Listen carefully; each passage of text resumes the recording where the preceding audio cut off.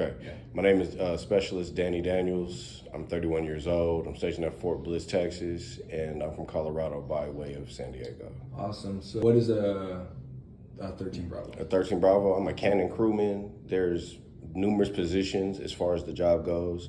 I'm currently training up to be one man. I came from gunner, so I was lifting the heavy rounds. Now I'm just watching somebody else lift the heavy rounds while I load in the charges and double check the chief to make sure that he's not going to kill innocent civilians or our guys. All So right. it's all good. So you're manning a howitzer. Yes, What definitely. platform are you guys currently using here at Fort Bliss? The M109 Alpha 6, we were skipped over for the Alpha 7s, but that's fine. The Alpha 7s can't go 360. Ours can, so All we're right. good. What do you guys bring into a battlefield?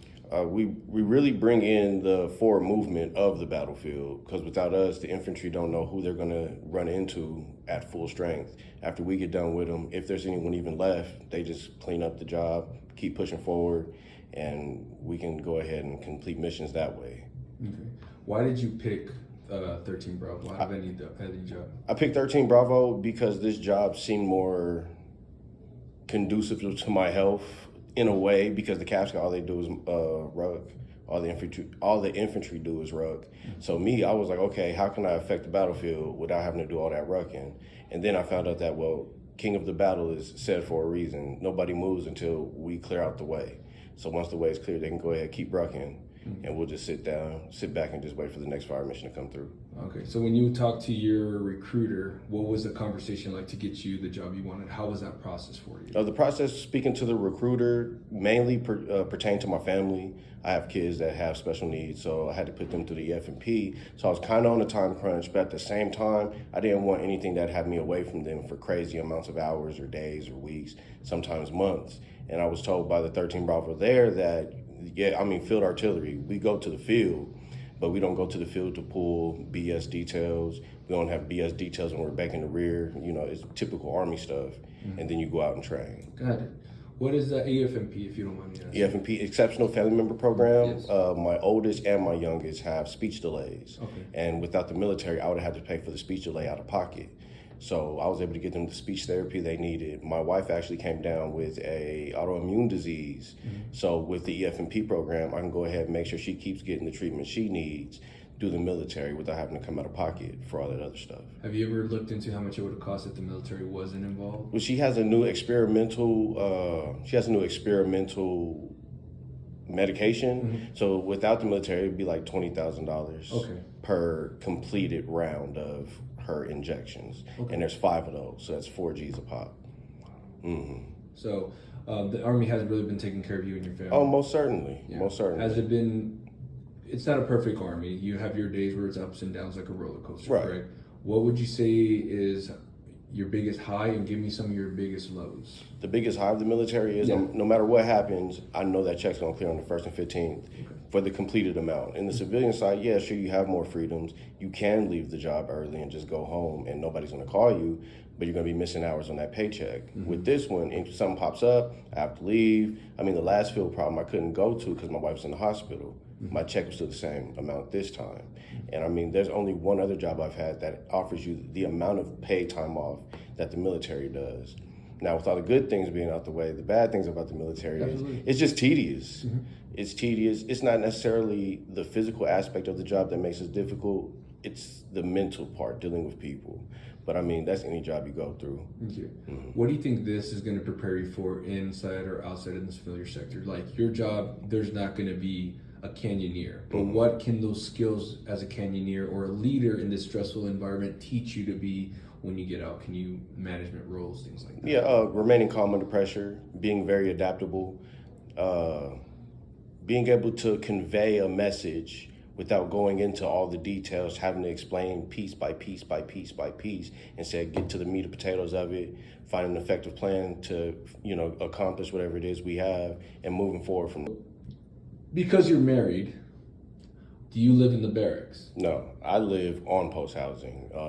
So with the military, they give you extra money if you're married. You use that money to kind of make up the difference out there in the housing market. which is crazy nowadays. Yeah. Or you can give them the extra money and they'll give you a place on post. And one thing about Fort Bliss compared to most other places is our on post housing is very nice and no mosquitoes. Okay. So, I take the money that I would spend in rent and I really have everything paid off. I don't pay electric, I don't pay water, I don't pay for the area beautification that some apartments try to implement in there. Mm-hmm. All I do is pay my Spectrum and my cell phone bill and pocket whatever's left after that.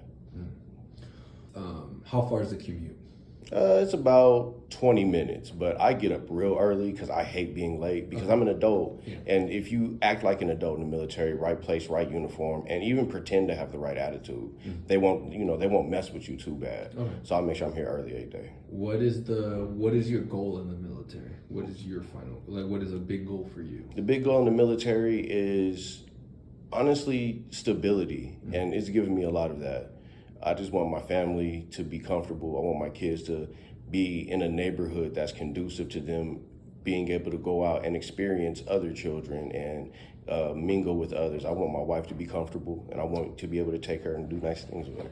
So being in the Army, you've learned to work with different cultures. What's that experience been like? It's actually been very positive because, Colorado's pretty diverse, and we have a large group of, differing cultures. But here I get an almost intimate access to them. I can ask them about X, Y, Z, and they can ask me about things as far as America goes. We can bounce ideas off each other. We can rib on each other's cultures a little bit. But at the end of the day, you gain a greater appreciation for the world as a whole. So you think if you had to go manage let's say if we put you in an international position of a CEO management spot, do you think now that you have an idea of different cultures, how people work differently and are more conducive to each other, you have that communication skill, do you think that's going to benefit you in a management role? Most certainly, because I would understand the culture there more. In America, it's like we work. But if I was told to say Nigeria, I would know, okay, there's certain days that I can't have them working because this is a day that they do X, Y, Z. If I go to Korea, I know, okay, we can't do it this time. We can't open up this early because nothing's open right now. So I got to give my employees or the people I'm managing time to, get up. I can't bring America to another place because that's when the gears start rubbing up against each other. Exactly. Where do you see yourself if you didn't join the military? Well, I had just gotten laid off from, not laid off. I got fired from my prison job, and that was during the middle of the pandemic. And with 3 kids, a wife, and a problem that I was dealing with at the time, I'd have probably ended up homeless by myself. Absolutely. So when you went to talk to a recruiter, what was that experience like? My recruiter was very straightforward with me. She kept things black and white. She didn't try to sell me a dream. I was at an advantage because I was prior service, so I knew what I was getting myself into. And, once she realized that, she was like, okay, we're good. And I was like, I like you because you didn't try to sell me a dream. I know what I'm getting myself into. Okay. And, we can go forward from there. What were you prior? I was a cook in 2011 to 2014. You got out? Got out, tried the civilian side, ended up coming back in. A big thing for me was the stability. My wife, she says I needed the camaraderie. The civilian world can be very isolated. It can be very lonely. But in the military, you always got somebody to your left or your right with similar interests or whatever. Or even people who just want to, hey, I don't know you, let's do something so I can know you. And that's one thing that is undervalued in the military. What would be a piece of advice you give someone that is interested in the military? Interested in joining the military? If they're going to go to a recruiter, what would you have them ask, or what kind of questions would you say, hey man, you should probably ask these questions before you talk to anybody? Ask about a bonus, because no matter what job you pick, you don't really experience that job till you get to your first duty station. I came here expecting to, crews to be filled, but I came here like, hey guys, we're understaffed, we're gonna make it work, but we're gonna get this training. And I feel like that's actually been a plus to me in my career as a 13 Bravo, because now I know everybody's job. It wasn't, okay, you come here, you do this, and we're gonna leave you alone. No, it's like, hey, we need you to do this now, we need you to do this now. So I've been able to get my hands in a lot of different things and see what parts and aspects of the job that I do enjoy. So you're more well-rounded for your future role as a leader in this Army. What is the one thing that you would say What makes being a 13 Bravo the best job in the military? The sense of pride it instills in you. I'm not the most competitive person. I'm more laid back. I want to chill out. We can get this job done. We can go. But here, everybody's trying to be better than they were yesterday. And I'm with 20-year-olds who can bench press 500. No, not bench press, deadlift 500.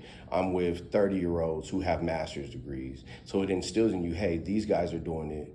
They want to help me achieve or get to their level. Let me go ahead and apply myself. And as a cook, yeah, you had that, but at the end of the day, we wanted to get done with shift and go home. Here, there's just a plethora of knowledge everywhere. You turn around, whatever you're interested in, somebody knows something about it. And I mean, it has nothing to do with being a 13 Bravo, but at the same time, we need all that expertise when we're in the gun and things start getting hectic to get them rounds downrange quickly, proficiently, and safely. Okay. What's one piece of advice you would give anybody that's interested in the military? Take advantage of the TSP program, put money away. Your check's gonna clear regardless. You never have to worry about that. What you have to worry about is yourself and overspending. So make sure you put a little bit of money away just so you can see, okay, my money's starting to stack up. Let me start thinking about my future. I see a lot of soldiers make that mistake. Okay. Any final words that you have for anybody out there interested in the military? The wealth inequality is getting worse, but the military is a good step forward into putting yourself in a position to where you can build for your future. And if not just for yourself, then for your family, for whatever hobbies you might have. It's a good stepping stone to go forward. Because Taco Bell will pay for you to go to school, but they won't give you money on top of that to find a nice place to stay.